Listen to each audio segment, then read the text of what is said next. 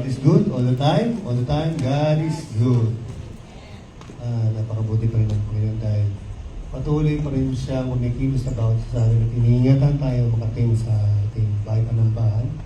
God's really gracious and very protecting us every day in our daily lives. So ang ating scripture reading ay matatagpuan sa Philippians 4:19. Sa English version is, "But my God shall supply all your needs according to His riches and glory by Christ Jesus." Sa Tagalog naman, at pupunuan ng aking Diyos ang bawat kailangan ninyo ay sa kanyang mga kayamanan sa kalwalhatian kay Jesus Cristo. Tunay nga ang Diyos ay napakabuti dahil sa bawat sa atin na binibigyan niya pa rin tayo ng ating mga pangangailangan sa araw-araw or every week, every month. Hindi pa rin nagkukulang ng Diyos kahit minsan tayo nagkukulang.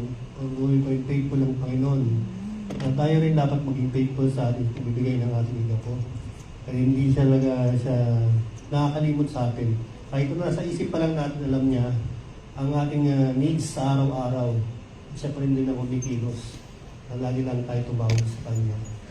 Although minsan talaga nag-aalala tayo, pero sabi nga, huwag tayo manila, bigyan natin yung ating worries sa Panginoon at siya pa rin ang kikilos na kung tayo magtiwala sa Kanya. So, itaasa po natin ang ating igapo. Manalangin. Lord God, maraming salamat sa pagpatuloy ng pagpapalang binibigay sa bawat sa amin. Na patuloy niyo magamit ang pagpapalang to sa inyong bahay panambahan at patuloy mga akay pa kami ng bagong mga kaluluwa. At patuloy palaganap ang inyong mga salita na make your word be known to all that have heard your message and your love. And continue to bless each one of us. And we continue, Lord, to thank you every day for guiding and protecting us and blessing us in our work and our studies, and we will continue learning from your word.